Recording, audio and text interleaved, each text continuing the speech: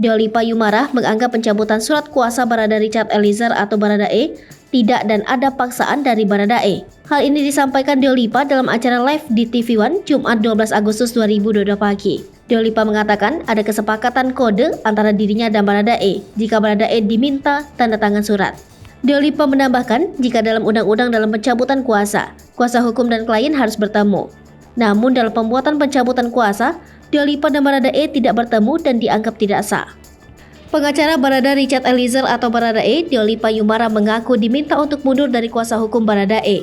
Tak hanya itu, Dua Lipa kuasa hukum Baradae juga mendapat ancaman. Diketahui, Baradae kini membeberkan fakta baru soal kasus tewasnya Brigadir J melalui kuasa hukumnya. Dua Lipa mengaku mendapat banyak tekanan saat menjalin tugasnya. Pengacara bergaya unik itu mengaku diminta oleh sejumlah pihak untuk mencabut perkara.